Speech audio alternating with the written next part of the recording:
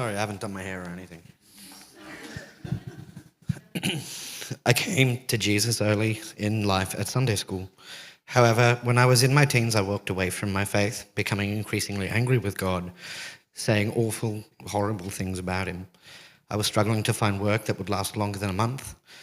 I'd lost some very close friends, and I was constantly underperforming in every area of my life.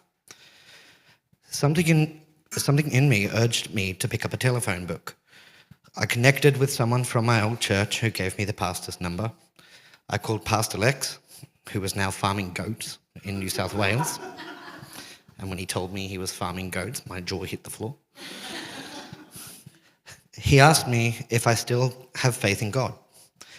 I said I'd walked away from God, and hearing the disappointment in his voice crushed me. We spent a good 2 hours on the phone. I asked, how can God inflict such atrocities on people? Bone cancer, horrible things.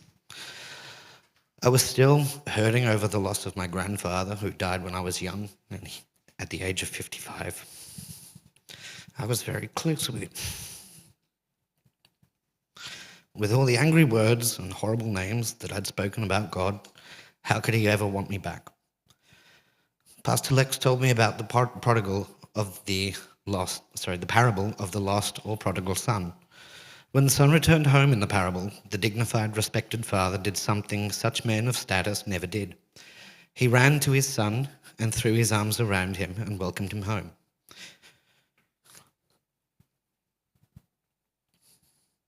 Lex said that's exactly what God does to people who want to come back to him. He welcomes them home. I recommitted my life to Jesus, confirming that he is the divine Son of God and that he died on the cross for the sins of us all, rising from the dead to further the message of his Father. Since I became a Christian, my life turned around. I found a girlfriend who saw me as I was, and she later became my wife. I gained a steady job, which I've now been at for 15 years. I reconciled with friends, and I now have 2 beautiful daughters. My life has become a place where the anger and fear don't follow me anymore. A favorite scripture of mine is Luke 15:20. So he got up and went to his father, but while he was still a long way off, his father saw him and was filled with compassion for him.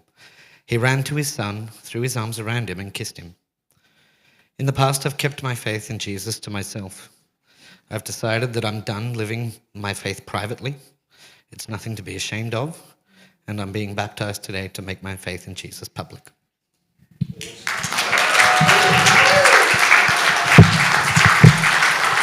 Fantastic, Cory.